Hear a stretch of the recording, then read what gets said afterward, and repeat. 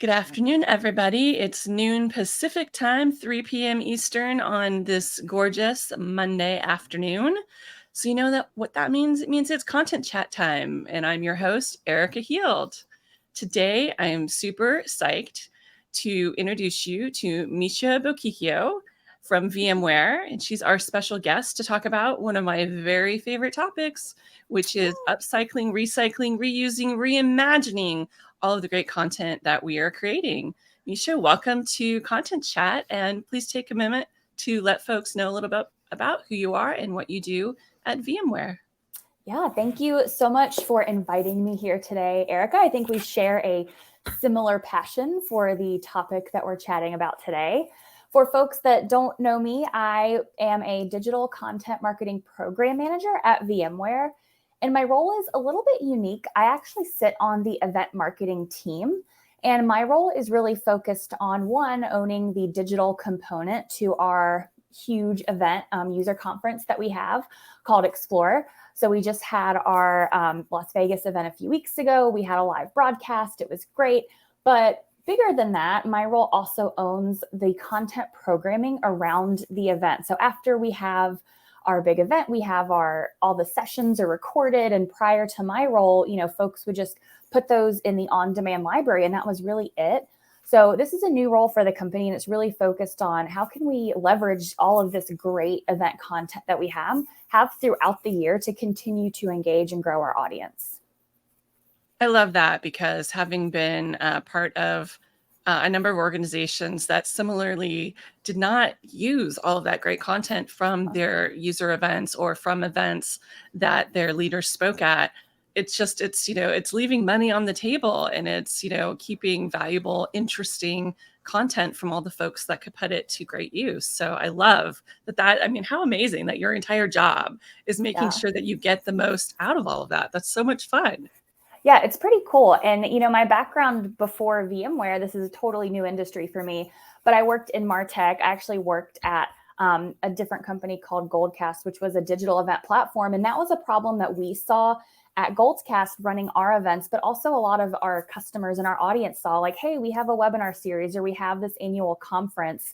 What do we do after? So it was kind of an interesting exploration for me to move into this new role that I think more companies are creating. That's it. Like your role is to we have all this great content and figure out the best ways to repurpose it. So it's exciting field, and it's definitely pretty fast paced and growing a lot. That kind of sounds ideal to me. Those are the kinds of jobs that I loved the most. Absolutely.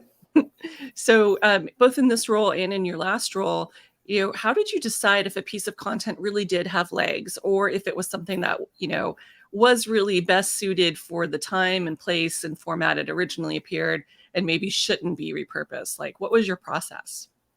Yeah, so I think now that I've been in, content marketing for a little over 10 years, my mindset is I hope that starts before you create the content, right?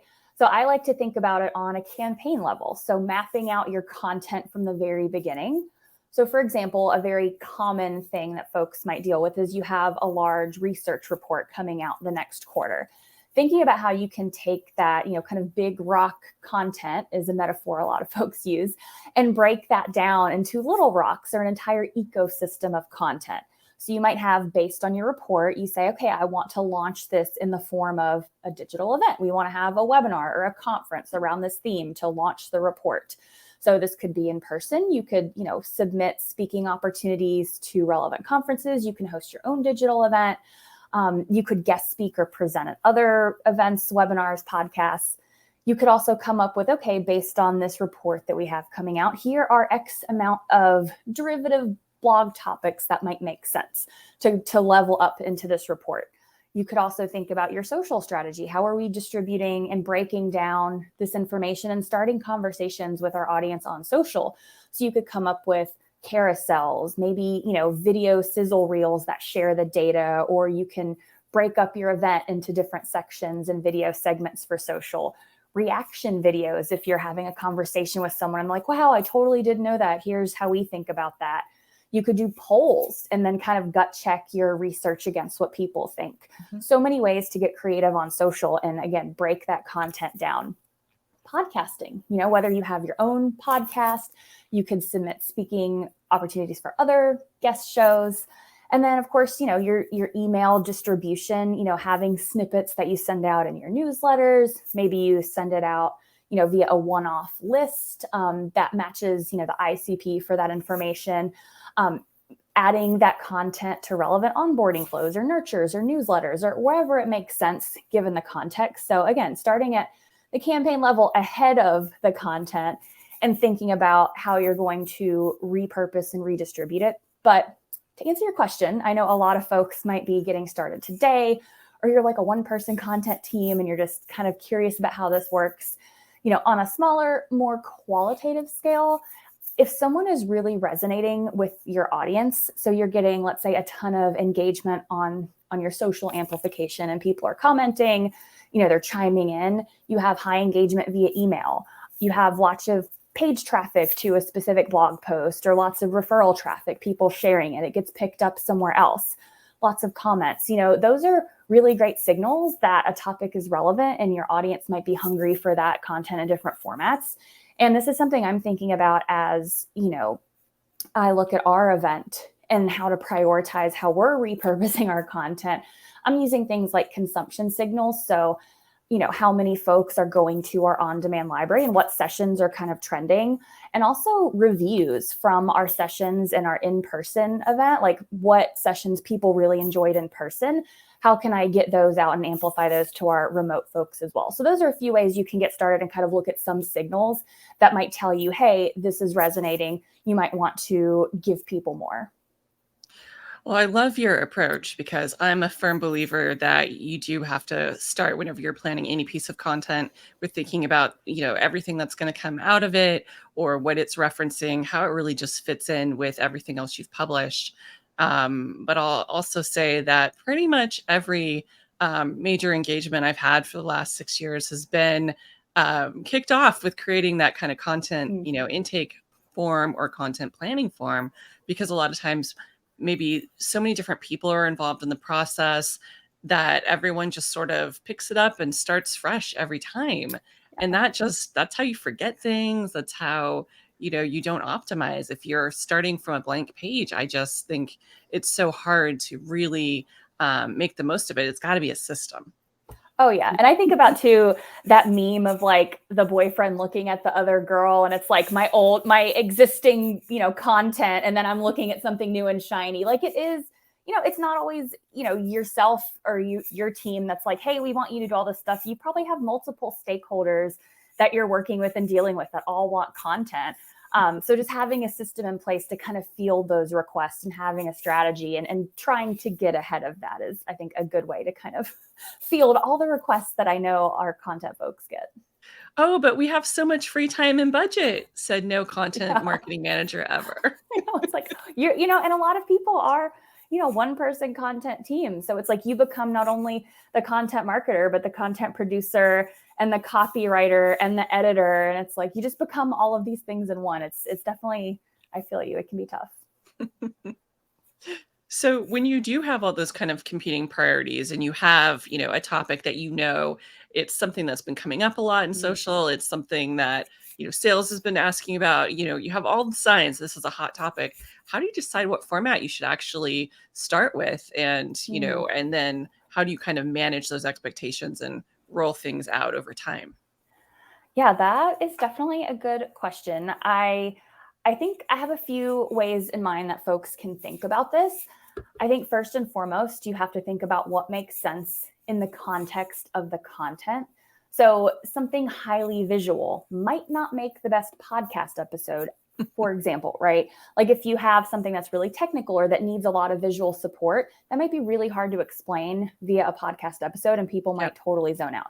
Or, alternatively, if you have a super long, deep conversation about something, that might not make the most visually stimulating event. But then you could use, short video snippets or audiograms broken up from that super long conversation. That might be good for social. So just thinking about, your content and how you can repurpose it meaningfully, I think is really important to give your audience the best experience. The second one is again, make it make sense for your audience. So a B2B marketing audience might not respond well to content that you repurpose across Facebook. For example, I know I try to keep my like work life and personal life very separate. That's a personal preference, but like I completely ignore anything like work related on Facebook. I'm like, absolutely not. But, the same could be if you're like a B2C brand or a direct to consumer brand, like you might struggle on LinkedIn, but like crush it on Instagram or TikTok, right? So again, thinking about what makes sense for your audience and where they like to consume their content and information. And then I think third, like thinking about what makes sense for your team or your company.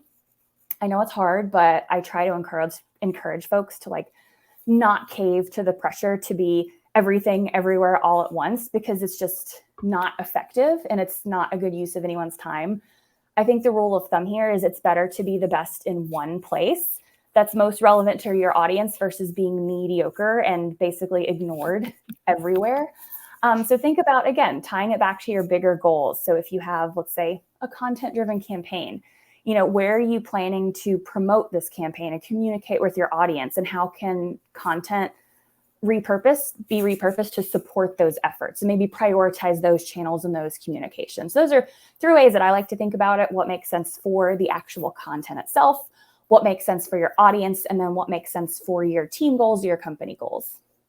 And I love that. And it's so important to think about the fact that you're going to have a process in place. You need to, figure out how to wrangle all of this. But all of this changes with every piece of content you create because, your audience consumption is not static. The channels we use are not static. I know so many B2B content marketers who were used to Twitter being this amazing channel for content distribution and for audience research and for engagement.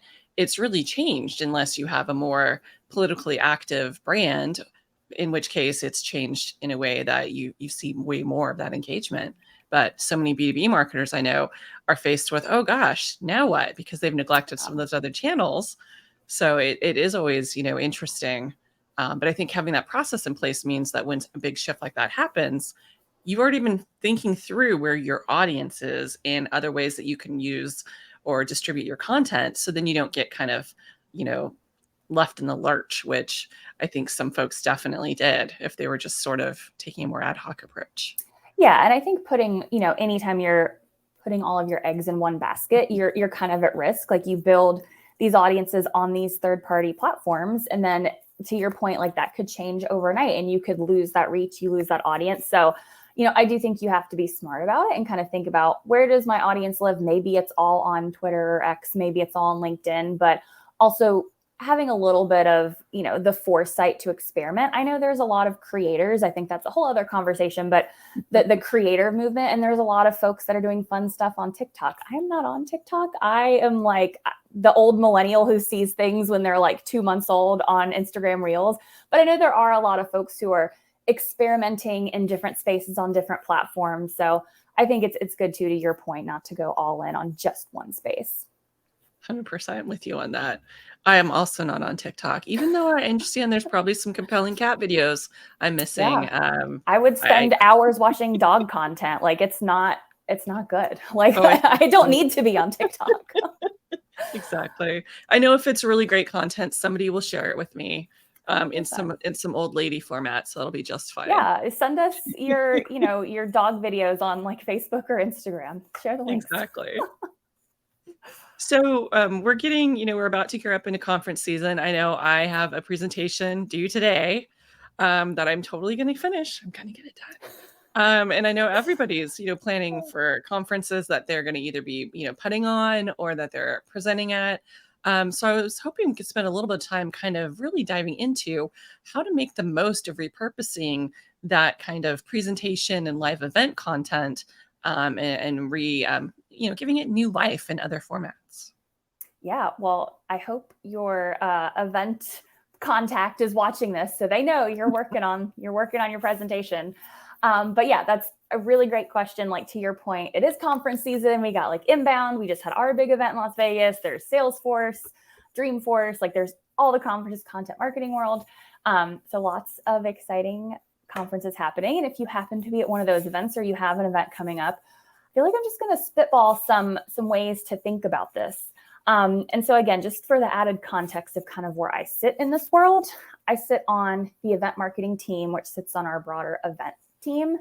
And my role, again, is very focused on this idea of repurposing all of our event sessions. We have literally hundreds of event sessions on demand available in our video library. So it's a lot to sift through. And I'm really thinking about what are the most meaningful ways to do this and how can we kind of prioritize this?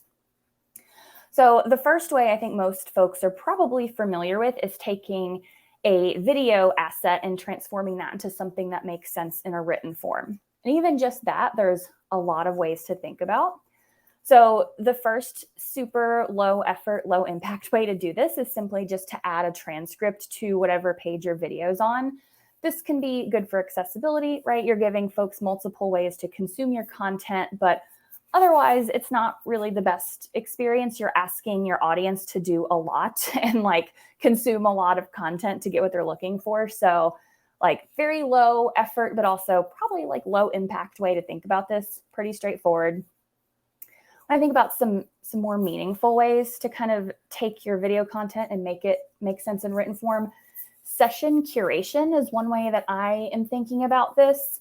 This is, I would say, lower on the effort scale, and it really works well if you have a lot of content to work with. So let's say you have a large event with lots of sessions, looking at common themes and different ways you can bucket those in meaningful ways and just have a curated list for folks. So you might have, top X sessions by popularity overall or based on the reviews and feedback you got. You might have, your top sessions based on a persona or a job function, right? Like a job title. You could bucket this by, a product. So, hey, here's X sessions to level up your XYZ product knowledge. Here's, top X sessions on XYZ buzzy title, which I'll use AI because that was, very buzzy now, but it was also a big topic at our event this year. So I'm going to have a post that has, your top X amount of sessions on AI and machine learning, and then drive them into a filtered link, basically, that has all of our sessions on that topic. So again, just thinking of ways you can like bucket these sessions together and kind of give folks a little bit more direction on a specific topic. And that's so great because you basically can create, a master class for people by combining sessions that they weren't necessarily aware of or from different events over time, and have it be like, for the brand new content marketing manager, you could have all of these different sessions that come together that are basically a curriculum. And I think that's so smart because you're taking all of that evergreen content that people might not look into because they're not going to just page through archives looking for stuff. And that's the problem with a video library, which are helpful, but even with all these filters and stuff, sometimes it's just hard to like find what you're looking for, or stuff gets buried based on, the top view sessions, just get bumped to the top. So, to your point, we definitely want to make it, a good experience for folks to maybe discover and find stuff that they wouldn't have found on their own. And I think, with the rise of AI-enabled search and the way that people are using AI to do their research and their outlines, et cetera, it is so smart to put those curated lists together because you're not just, making it easier for people to find it. You're making it easier for, the AI to understand what your content is and how it relates to a larger topic as a whole, which means it's going to be more likely to serve it up to people who are searching too. So it's pretty brilliant. I love that you're doing that. Yeah. And, I cannot fully take credit for this idea. We use or have our team give them the ability to create target agendas. So if you're reaching out to a prospect or somebody you're trying to get to come to the event, you can put together your own basically agenda and send that link to say, hey, I thought you might like these sessions. This is a different version of that. Or even post event, you can say, hey, I noticed you came to the general session. Like, here's 10 other sessions you might enjoy, or based on your job title or whatever. Like, it just also serves, internally from like a sales enablement perspective, gives them some talking points and kind of handholds them a little bit to serve their prospects the most relevant content after the event. Let's see, other ways folks can think about this. Won't go too deep on this one, but you do have your just session recap, highlights, top takeaways, however you want to kind of think about that. But just like summarizing an individual session. You can also embed, the full video or highlight reel, encourage folks to watch more. I think the key to making these work is really focus on the formatting, making it super easy to scan for folks to kind of get the gist of the session. And it's just way less intimidating than looking at a full wall of text. Like think about it, the too long didn't watch kind of summary Right. for folks.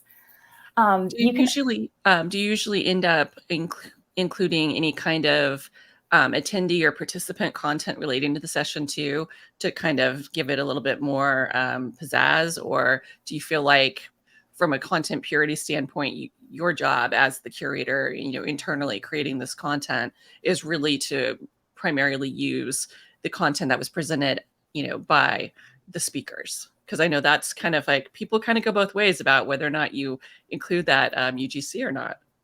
Oh, I think you totally can. I think it has to make sense in the context of it. Like if it feels out of place, in the piece, I would probably not include it.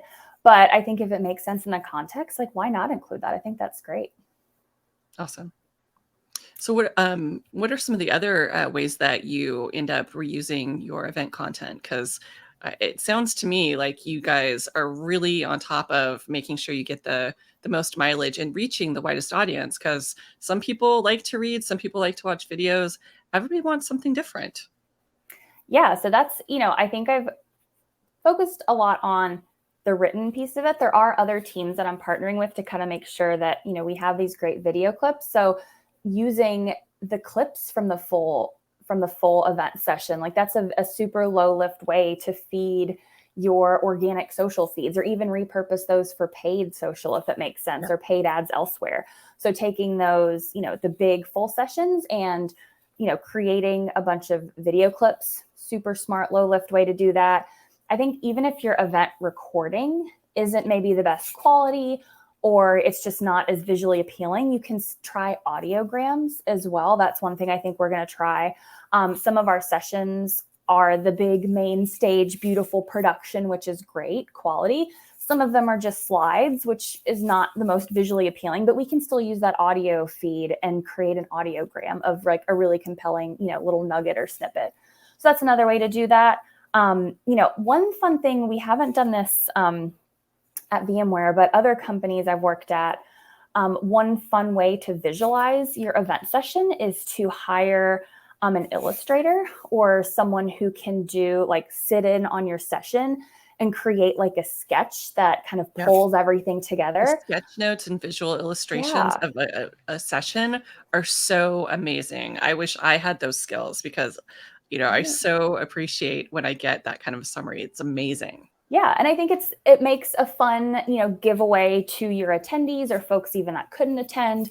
Send it to them via email. They might feel compelled to share that on social after. And I think it also makes just a nice gift for your presenter as well, to have them have, a little visual summary of their session. So those are fun. And then again, I think depending on the session and the format and kind of what you cover, that could make a low lift podcast episode.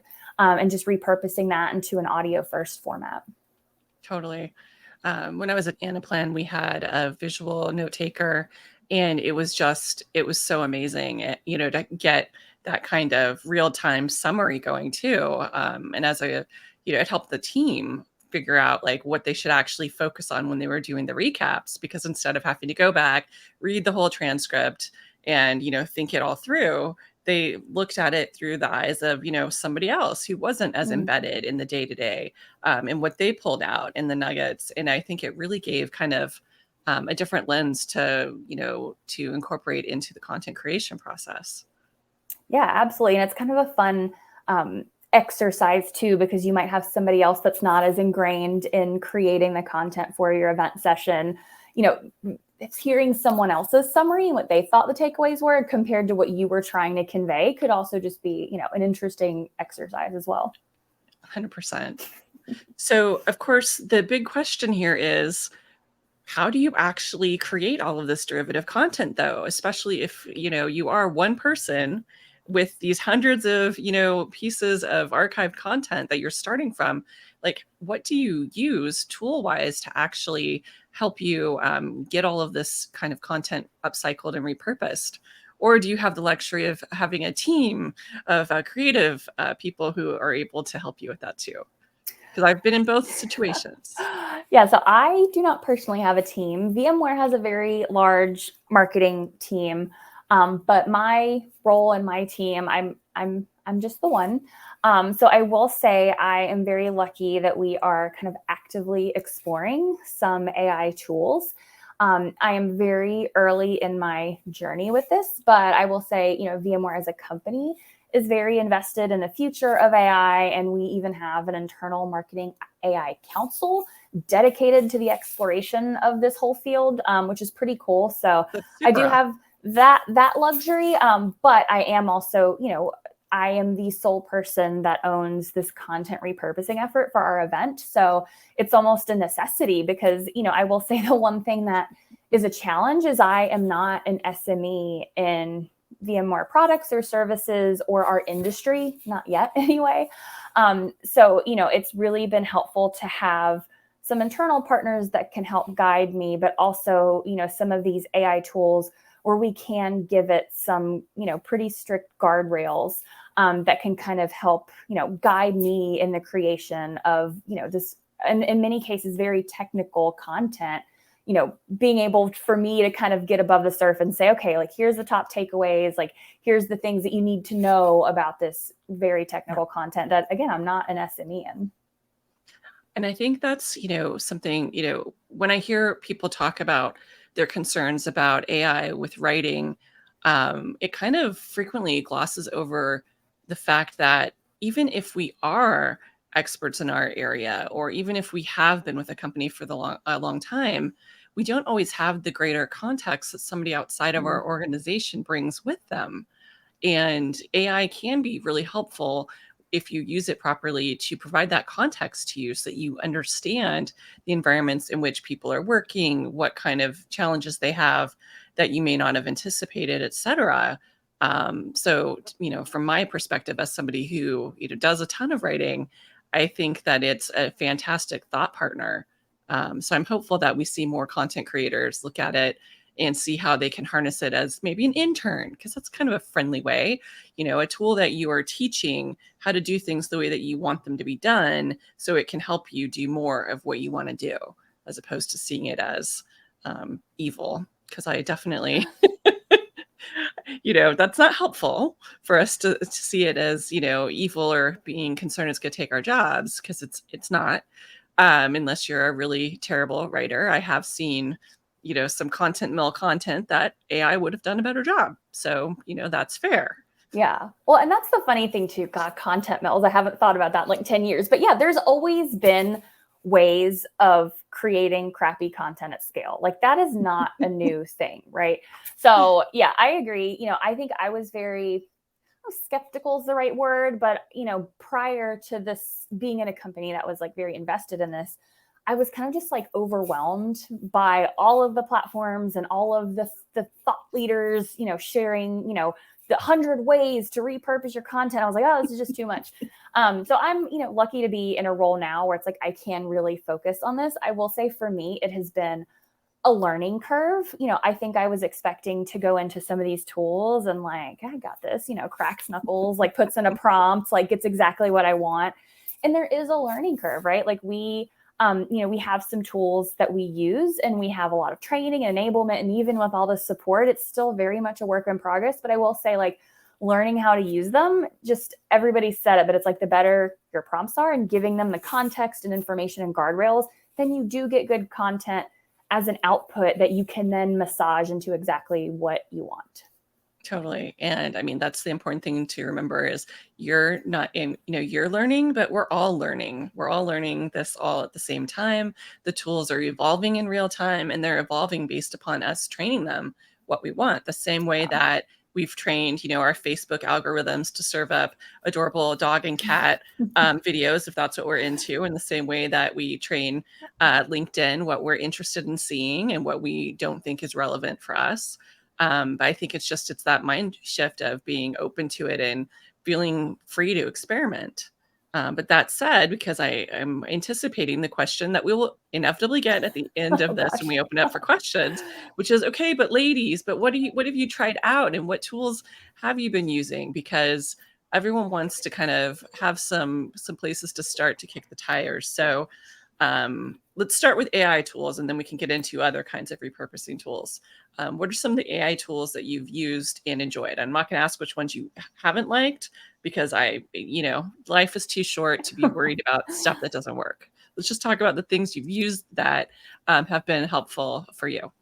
Yeah. So this is not a comment on preference. I will say, like, I work at a very large corporate organization. So we have some pretty like black and white guidelines on how Yep. we can and can't use, generative AI tools, which is great. It's, we have policies and procedures in place, which I know a lot of companies don't. Yep. So that said, I pretty much stay away from ChatGPT just because it is a public model. Anything you feed into it gets fed into the larger algorithm, and that's just not something we're comfortable with. So I Yep. don't have any like tips and tricks for ChatGPT. I know my partner uses it a lot. He like literally anytime he has a recipe or something he wants, he just goes to ChatGPT like it's his new Google. So experiment with it on the personal side, but for professional uses, we have been using Jasper AI as probably the primary partner that we work with. And we do have a great partnership with them. So I have been using, for me specifically in my role, they have a feature called Remix where you can, right now I upload a transcript of an event session. And then I can work with it to create kind of like a recap or summary, or, kind of playing around with different prompts to get what I want based on that transcript. That's one tool that I am actively learning and like finding pretty good results with. We're also doing a pilot with a company called Writer. I'm a big fan of Writer. I've worked with them in previous roles, and they're interesting because they can actually ingest video content directly. So you don't necessarily have to spin up a transcript. I'm sure by the time this is like live, like they will have changed and Jasper can do video too. But right now, Writer can take the video file, and again, just experimenting with different ways to give it different prompts to get what I want out of that video session. Those are the two generative AI tools, and those are private models. Like your data is not shared or put into any other algorithms, which is our preference. We also are doing a pilot with a company. And you can give it, a super long, hour-long event session. It will process that Have you? and then come up with. I had the it's I'm not sure if it was my internet or yours, but we had kind of a little hiccup there. Could I have you share the name of the tool that you just started talking about? Yeah, Gloss AI. I think it's Okay. gloss.ai. And this is a video tool. I've heard of other ones, but the Gloss is the one that we're piloting, where it can take, an hour-long event session and suggest different snippets. And then it's cool because it'll give you, kind of these key, moments that they think would be appealing on, let's say, social. But then you can go in and like edit those and trim them down and kind of massage them from there. And they also have some branding tools as well. So you can like add in, bumpers or different branding elements or different, pop-ups with your approved font and colors and all that stuff. So That's those are kind of a the things that dream, we're working I with. gotta tell you. Yeah. That's seriously a dream, because, I used to have to do all that stuff manually after conferences, sit and Yeah. listen through, annotate the transcript with the parts where it wasn't just that it looked good on paper, but that the speaker was engaged and they weren't, there wasn't going to be an awkward moment with like their mouth open funny or their eyes closed. So it's so amazing now that we can do all that stuff through a tool that helps us, get there faster. Yeah, absolutely. And I know there's so many tools. I think I have a link favorited that's like a running list of all the AI powered tools. It just gets bigger every day. But, if other folks have, AI driven tools that you're using and would love to, hear what other folks are using as well. I personally have been using otter.ai for generating transcripts and summaries. And what I love is that if I invite Otter to a meeting as an attendee, it will do all of that in real time, and it will send out an email to everybody on the Mm. invitation for the meeting with the summary. And so if you do a good job of assigning people to dos, then you'll have all of that stuff in that summary email, and not have to follow up, which for me is amazing. I love that. Nice. That's And nice. then similar to Writer, I've been using copy.ai. Oh And yeah. what I really like about it is the way that it allows me, as somebody who has multiple clients who have different brand voices and different style guides, it allows me to Mhm. create those kinds of resources or point to them. So that way, when I'm creating that content, I can make sure that I haven't accidentally applied someone else's voice, which doesn't usually happen because I will tell you, I tend to attract clients with a similar kind of voice. There's a certain style, and I think that happens, when you do B2B marketing for long enough, you do start to attract similar clients. Yeah. Um, but it's just so nice to have that kind of sanity check, especially if somebody's going through a rebranding and you're tweaking stuff and you're like, did I do a good enough job making this, refreshing this and making it sound the way it should? So those are just, in addition to what you've talked about, those are two that I've used quite a bit too. Yeah, I think that I've definitely heard good things about Copy AI. I'll have to check out Otter.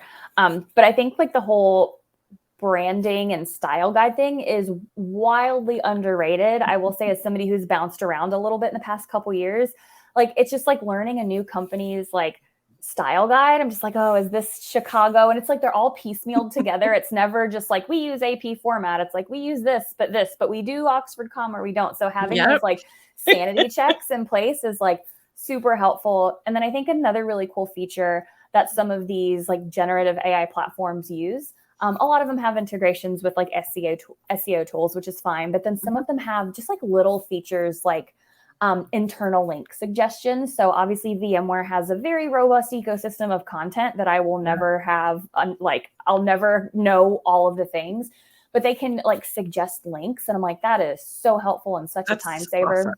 Yeah. Yeah. Really love that. And I apologize if you can hear my snoring bulldogs. They're enjoying the conversation. They're enjoying our Clearly. voices. They're super chill and they are snoring pretty loudly. Good for them. I love a good nap. Living their best lives. Exactly. So what about tools that are not AI enabled? Are you using things like Canva or other kinds of tools to kind of help you get derivative content created on brand more quickly? Yeah, I think not so much in this role, but in other roles, I will say big fan of Canva. I just feel like they have come, like I'm also in grad school, so I've used Canva for a lot of my projects for grad school, and it Mhm. is a plus tool for us non-designers out there to create some like beautiful looking assets. Descript is also another one that I've worked with in the past, where you can do like video snippets, transcripts, like video clips, some kind of editing and polishing for, again, folks that are not video editors. Yep. That's another cool one that I've played with in the past. That reminds me that I also use beautiful.ai for every presentation deck that I do. Hmm. And it's seems like magic. So I actually forget it's AI that is making everything look perfect because I'm not a designer person, but I love good design and it, will, as I'm putting in content, move things around, make everything be perfect and balanced. It's just auto magical how that happens. So I love that one I too. feel like they've got to be running out of like domain names because everything is like .ai now. I know, and some of my, like my former client people.ai, they must be so thrilled that they got Mm. that, URL 6 Oh years yeah. ago because can you imagine the bidding war that would happen today over that? Oh yeah. Now there's got to be some like tech bro that his whole thing is just like buying and selling like .ai domains, I'm 100%. pretty sure you're right. I'm pretty sure you're right. Well, we have another 20 minutes before we get kicked out of the chat. So I wanted to maybe leave 10 minutes for Q&A if we have folks with questions. But I was hoping we could kind of do a mini case study where you share, what the repurposing or upcycling of content looks like in action. So that way people can get a sense for, in real life, what that kind of transformation could look like and what kind of results you've received so that way they can have something to aspire to. Yeah, absolutely. Well, I will say I'm relatively new to VMware. This is my first event cycle. I've only been there since April. So I wish I had more to share about this role. Maybe this time next year you invite me back. I'll have more to I share. will. But I can definitely talk about kind of how we approach this at my last company, Perfect. Goldcast, and they are an event, a digital event platform. So still very top of mind with having a lot of event driven and content driven campaigns. And we had basically a new product launch that we came out with the end of last year. It was a webinar package. So for context, when Goldcast launched, it was very much associated with hosting online events, and people thought of them more in the online conference space. And they really wanted to kind of educate folks like, hey, we're great for online conferences, but we're also good for recurring event series like webinars. So they came up with, a slightly reworked product offering, which was the webinar package. And, our team was tasked with, driving not only awareness, but also demand for the new webinar offering.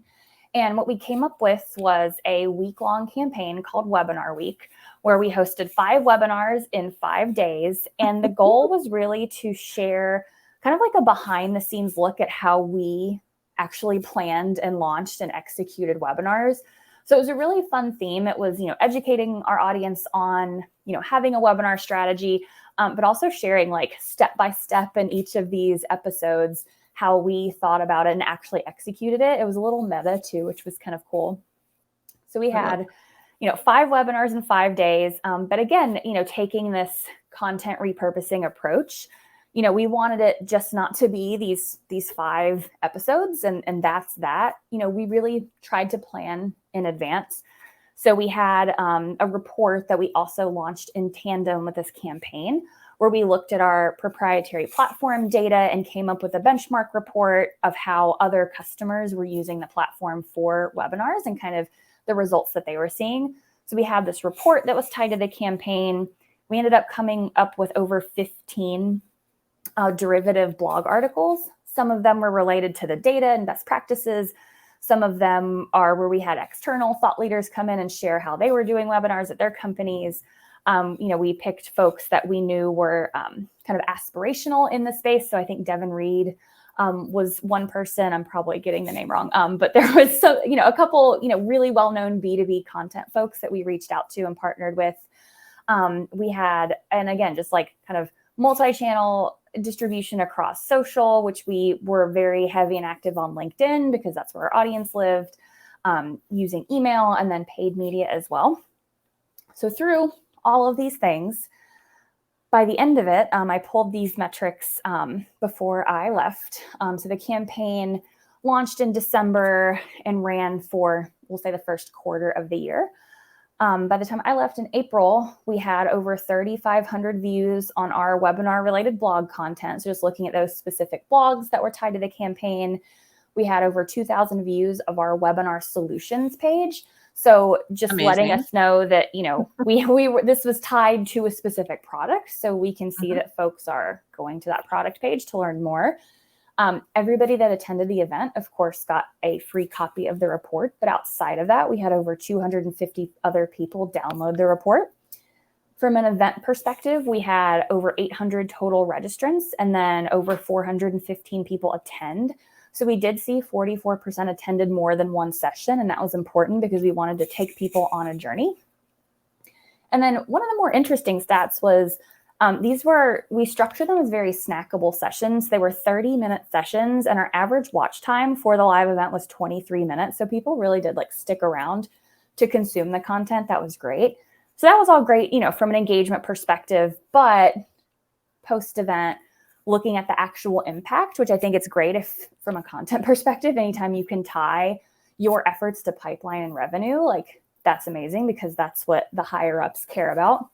So through, our tracking and all of the data that we collected, we saw that 69% of registrants were from A, B, or C accounts. So we're reaching the folks we want to be reaching.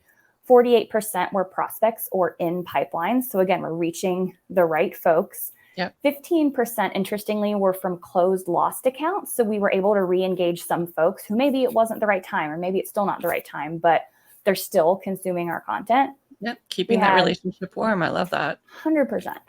We had at the time 79 attributed opportunities that generated 1.2 million in total attributed pipeline. So it was a huge part, of our end of the year strategy and helping us hit our goals. And as an early stage startup, just the fact that we were able to put the tracking in place to prove the impact of our content and how impactful this repurposing could be was really impressive. Did you have a Salesforce MVP on staff? Because that's the one time in my startup life that I had that level of attribution. Yeah, I mean, our like total props to our head of growth. Like she was very data driven, as she should be, but yeah, she totally made sure that we had all the right tracking in place, and then also had, you know, dedicated dashboards that, you know, anybody could pop in and just see, you know, and refresh and kind of see, you know, what was rolling in over time. That's so vital. And I want to take a pause for a minute to talk about your proprietary data report, because again, almost, you know, everything I've done for the last 7 years has been, you know, technology related. And I can't tell you how often I've wanted to do that kind of content where we actually take that anonymized user data and give people insights that can help them do their jobs better and use the platform better and just, you know, save time and make money. And it's so hard to sometimes to get that data or to get the to get things normalized in a way that you can use it. So were you part of the team that created that report? Do you have any insights you can share about how do you, where do you start? How do you, you know, get on the right track so that you could even create this kind of piece? Yeah, that was definitely something that I feel strongly about, is that, you know, your data is one of the only things I think from a content perspective that like nobody else has insight on, right? So anybody can go out and interview a thought leader, or anybody can do research to come up with an SEO driven piece, but nobody else has access to your own data. So like, why would you not leverage that? And that's honestly, there's a whole debate about gated, ungated, whatever. I think if you are going to gate something, it has to be worth it. And I think your Yep. own proprietary data, like people literally can't get that anywhere else. So it makes a great candidate for that. So I was, again, lucky. I worked with, you know, some founders that believed in the power of content. When I brought up this idea, they were all on board because they knew it would make, you know, we were able to pitch it in the context of a campaign that we Yep. thought would drive demand and pipeline and revenue. So I think putting it in the right context helps as well. And again, just emphasizing that like, hey, this is super powerful stuff that like nobody else has access to. We should absolutely be putting it out there. Yeah. I know one of the big kind of hurdles that you see in those situations is frequently in the onboarding process. While we know that people have a problem and we may even document what the problem is, I think frequently there isn't that kind of initial assessment where you get the kind of quantitative data from them on like, well, how long does this process take now? How many people are involved? You know, how often does it fall apart? Like, we don't necessarily ask for some of that up front. So then we even make it more difficult than it should be for people to see their progress or to be able to measure that. So I love hearing that you guys were able to do that, because it warms my heart, because it's what you want to be able to create, because it shows people how their work lives can change if they're implementing a tool, and it helps them make the business case internally too. So when you talk about content marketing being focused on the end user, to me, that is just such the great example of content that is all about them, even though it is subtly as well all about you and your platform, because that's where all the data came from. But it is presenting something that is about the company in such the altruistic content marketing way, which I think is Yeah. important. And I think, you know, to your point too, it's not just an asset that's used for, let's say, demand gen, and then you turn it off and it's done. Like you can use that data throughout the year to fuel all your other content by resurfacing these stats and these best practices. But I also think it's interesting from a product marketing perspective.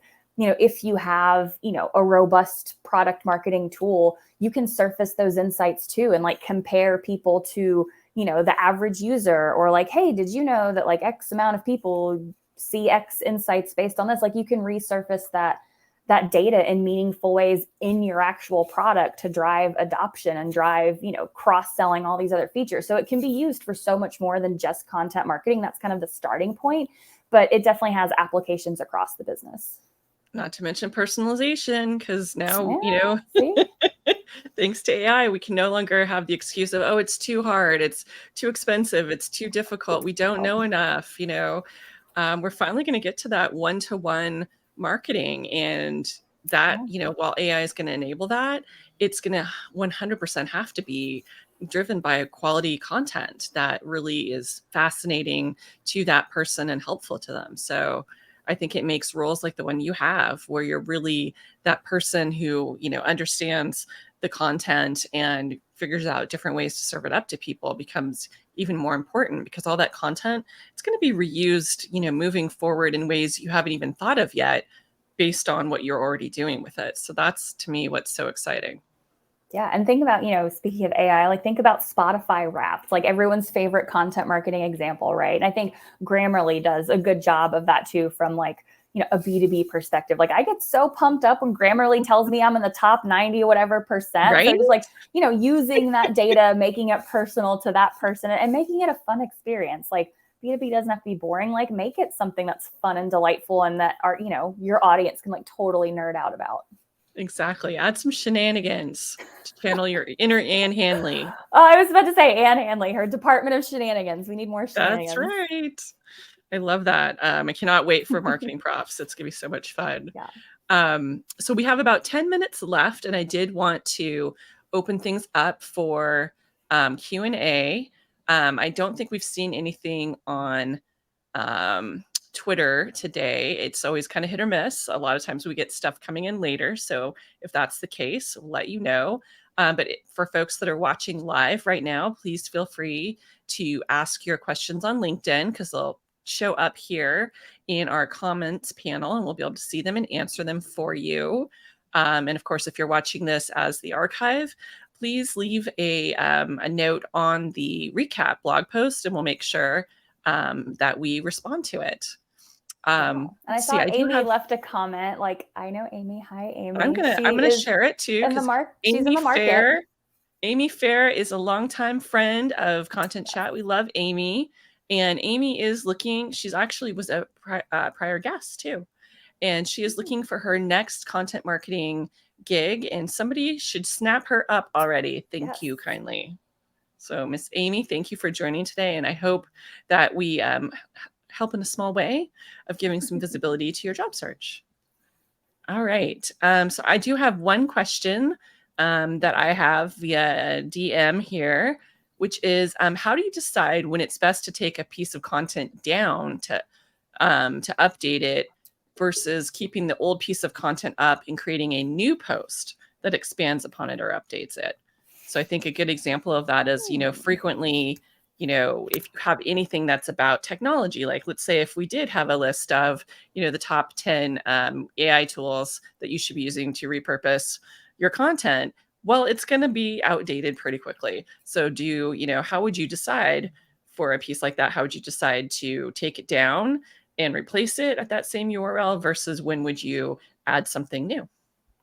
Yes, this is kind of relevant too, because a lot of the curations that I'm working on are very time sensitive. So it's like top AI sessions for VMware Explorer 2023, right? Yeah. So we might have a new version of that for next year. So I'm currently kind of thinking about how to navigate that.